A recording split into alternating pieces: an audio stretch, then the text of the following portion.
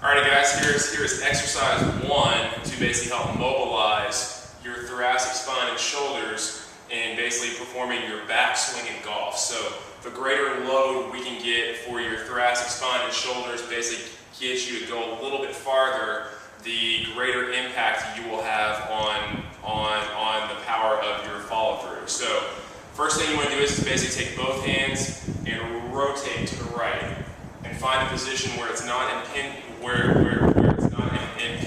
on your spine or your lower back or anything like that.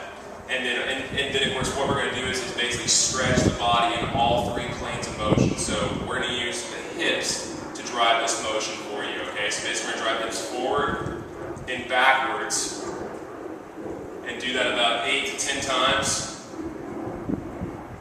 And after you've done that, you're basically going to go in what's known as the frontal plane, which is side to side. So basically we're going to drive the hips side to side 8 to 10 times as well. And then of course the big honker of like a movement is what's known as the transverse plane, which is where we get all of our rotation from. So you're basically going to rotate your hips to the right and then to the left. So this is going to cause a really good stretch to not only your thoracic spine and shoulders, but also to your feet and your hips as well.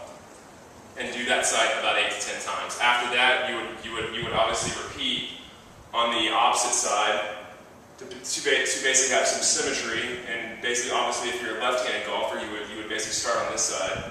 Then of course you go side to side, and then add a little rotation.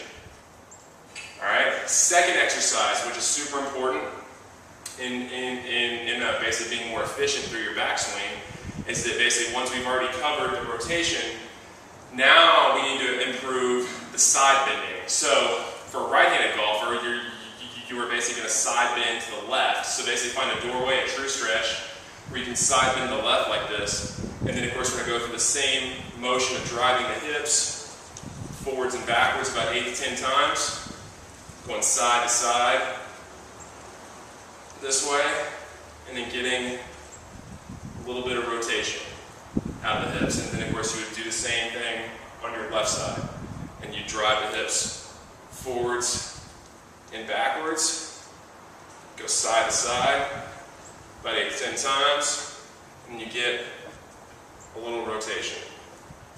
After you finish that, you should notice a huge difference all the way from your feet all the way up to your cervical spine.